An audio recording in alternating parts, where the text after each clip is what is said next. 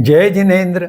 मेरे इस जैन सोल यह जैन दर्शन के वैज्ञानिक वाहिनी को लाइक करें, शेयर करें, सब्सक्राइब करें और बेल आइकॉन दबाएं। और आप हमें हमारे वीडियो के नीचे दिए गए पेज पर भी फॉलो कर सकते हैं। जय जिनेन्द्र।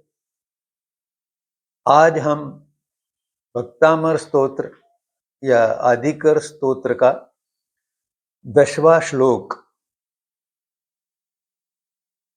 जानने का प्रयास करते हैं।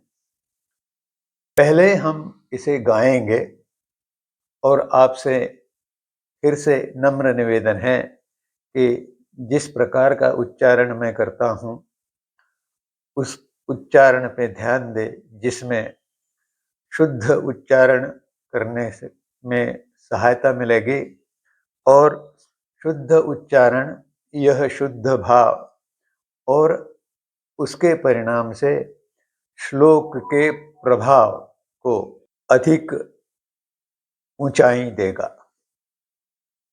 तो चलिए प्रारंभ करते हैं। नात्यद्भुतं भुवन भूषण भूतनाथ भूतैर्गुणैर्भुवि भवन्तमभिष्टुवन्तः तुल्या भवन्ति भवतो ननु तेन किं वा भूत्याश्रितं यदिह नात्मसमं करोति। इस प्रस्तुति के पश्चात अब हम इस श्लोक के शब्दों का अर्थ जानेंगे, जिससे हमें इस श्लोक का वाच्यार्थ समझने में सहायता मिलेगी। न, अति, अद्भुत, इन 3 शब्दों से पहला शब्द बना है श्लोक का नात्यद्भुतम। न अर्थात नहीं, अति अर्थात बहुत अधिक, अद्भुतम अर्थात अद्भुत, आश्चर्यजनक, भुवन अर्थात त्रिलोक, त्रिलोक अर्थात देवलोक स्वर्ग, मृत्युलोक पृथ्वी और नारकलोक नरक। भूषण अर्थात भूषण भूत, भूषण अलंकार, भूत अर्थात प्राणी, नाथ अर्थात स्वामी। इस प्रकार यह प्रथम पद का अर्थ शब्दार्थ हुआ। अब दूसरे पद का प्रारंभ जो है वह है भूतैर्गुणैर्भुवि। इन अनेक शब्दों का संयोग बन के एक शब्द से बना हुआ शब्द। इसके अलग अलग जो शब्द है वो है भूतैः, दूसरा शब्द है गुणैः और तीसरा शब्द है भूवि। भूतैः अर्थात आंतरिक, वास्तविक, जो अस्तित्व में है। गुणैः यानी गुणों से, गुणों द्वारा। और भूवि अर्थात पृथ्वी पर, इस पृथ्वी पर जो गुण वास्तव में है वह। भवंतम, अभिष्टवंतः, इन दो संयोग से आगे का शब्द बना हुआ है। वह भवंतम का अर्थ है आपकी, अभिष्टुवंतः।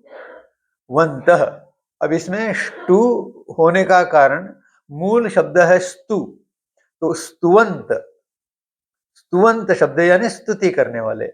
अभिस्तुवंत यानी हार्दिक, गहराई से स्तुति करने वाले। दूसरे पद के शब्दों का अर्थ समझने के पश्चात तीसरे पद का प्रथम शब्द है तुल्य अर्थात समान, जिसकी तुलना की जा सकती है। भवंती अर्थात बनते हैं, हो जाते हैं। भवतो अर्थात आपके। ननु अर्थात निश्चय ही। तेन अर्थात उस स्वामी से, उससे अर्थात यहां स्वामी से संबंध दिया हुआ है, नाथ से संबंध दिया है। किम अर्थात क्या, वा अर्थात अथवा। अब चौथे पद के शब्दों में पहला शब्द है भूत्याश्रितम। ये दो शब्दों से बना हुआ है, भूत्या और आश्रितम। त्या में अंतिम स्वर आ है और आश्रितम में प्रथम स्वर आ है, इसलिए आ और आ का संधि होने से अवग्रह चिन्ह का दो बार उपयोग किया गया है और इस दो बार उपयोग से उसका उच्चारण और अधिक दीर्घ किया जाता है। एक बार अवग्रह से दीर्घ उच्चारण, दो बार अवग्रह से और दीर्घ उच्चारण। अब भूत्या शब्द का अर्थ है संपदा, संपदा से, और आश्रितम यानी आश्रित को। यह अर्थात जो। आगे का शब्द है इह अर्थात इस लोक में। न अर्थात, अब आगे का शब्द है नात्म समम। यह दो शब्दों से जुड़कर बना हुआ है। वह शब्द है न और आत्मसमम। न अर्थात नहीं और आत्मसमम यानी अपने समान। आत्म स्वयं और समम समान, तो आत्मसमम अर्थात अपने समान। करोति कर देता है। अब देखिए इस श्लोक का प्रभाव यह है कि स्तवन करने से वह अपने को आत्मा के भगवान के समान बना देता है।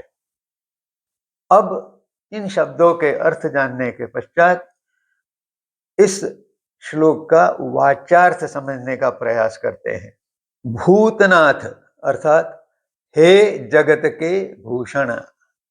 आगे भूषण उसका विशेषण दिया है, इसलिए भूषण शब्द का अर्थ इसमें आ गया। भुवन भी शब्द आया है, वो जगत शब्द से आ चुका है, तो भुवन भूषण भूतनाथ, यह वो स्वामी के लिए, वे नाथ के लिए विशेषण लगाए गए हैं। उसका उपयोग करके हे जगत के भूषण, हे प्राणियों के नाथ, भूतनाथ प्राणियों के नाथ, सत्य गुणों के द्वारा आपकी स्तुति करने से। भूतेर्भुवि आगे के लाइन पद में जो है वो शब्दों का अर्थ आया है सत्य गुणों के द्वारा, जो वास्तव में गुण है, ऊपर से थोपे हुए नहीं, जो वास्तव में गुण है। जैसे सत यह वास्तविक गुण है, तो ऐसे जो गुण हैं उनके द्वारा नाथ आपकी स्तुति करने वाले पुरुष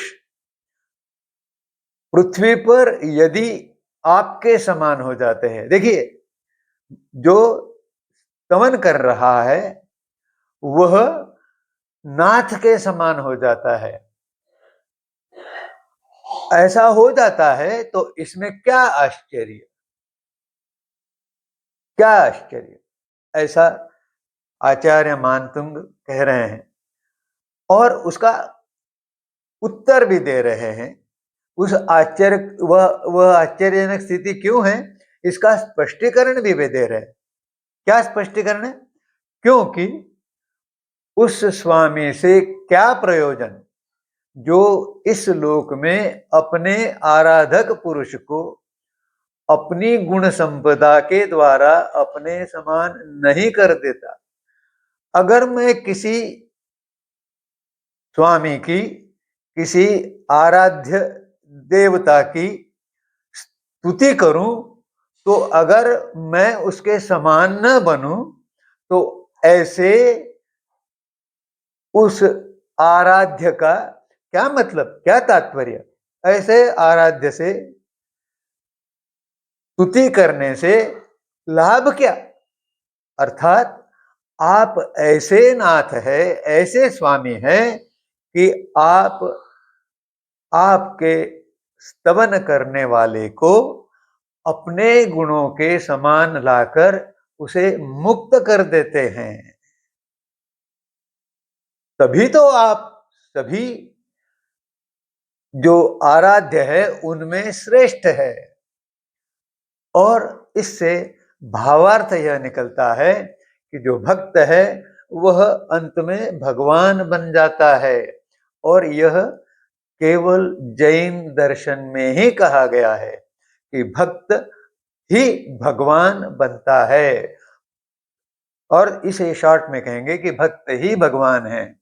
मीरा भगवान बनी या नहीं पता नहीं, लेकिन उसकी भक्ति श्रेष्ठ थी।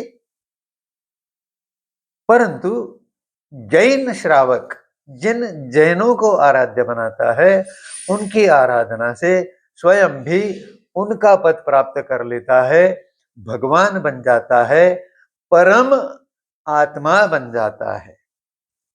यहीं पर विवेचन को रोकते हुए आपसे नम्रता पूर्वक निवेदन है कि अपने प्रश्नों को, अपनी जिज्ञासा को, अपने संदेहों को कमेंट सेक्शन द्वारा मुझे भेजकर उनके उत्तर, समाधान और निराकरण पाएं।